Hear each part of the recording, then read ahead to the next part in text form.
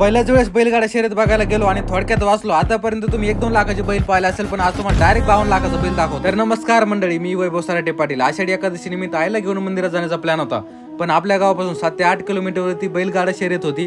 त्यामध्ये आपल्या भाऊजीचे बैल सुद्धा पार्टिसिपेट करणार होते.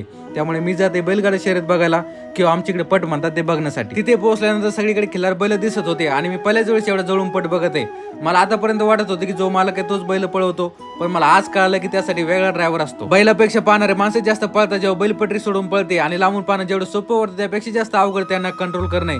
कारण काही जागेवर थांबतात आणि काही बैलांचं ब्रेकच लागत नाही. इथे हजारोच्या संख्येने गर्दी होती. त्यामध्ये आपले काही फॉलोअर्स मला इथे भेटले. जुलै महिन्यामध्ये 30,000 फॉलोअर्स पूर्ण करायचे, त्यामुळे फॉलो नक्की करा. आता वेळ होती आपल्या बैलजोडची. दिसायला जरी लहान असले तरी पण त्यांची स्पीड तुम्हीच बघा. सगळी तयारी झाली होती आणि मी एका जागेवर थांबलो व्हिडिओ शूट करण्यासाठी. सुरुवातीला तर चांगले पळाले, पण मध्येच बैलाने पटरी सोडली. तरी पण 100 मीटर 7 सेकंड मध्ये पूर्ण केलं. ही त्यांची फक्त दुसरी वेळ होती. अजून थोडा सराव झाला तर 5-6 सेकंदवर टायमिंग येईल. आणि विक्रीसाठी सुद्धा आहे. कितीपर्यंत घ्याल कमेंट मध्ये नक्की सांगा. इथे मी तर फक्त बैल आणि बैलाची किंमत बघत होतो, आणि ते असा एक बैल होता ज्याची किंमत डायरेक्ट 52 लाख होती. हे ऐकून मी तर शॉकच झालो. आणि बाकी सगळी 10, 12, 15 पर्यंत होते. पटाच्या बैलाची एवढी किंमत का असते? आणि बैलगाड्या शर्यत मध्ये तुमच्या आवडतीच्या बैलाचं नाव कमेंट मध्ये नक्की सांगा.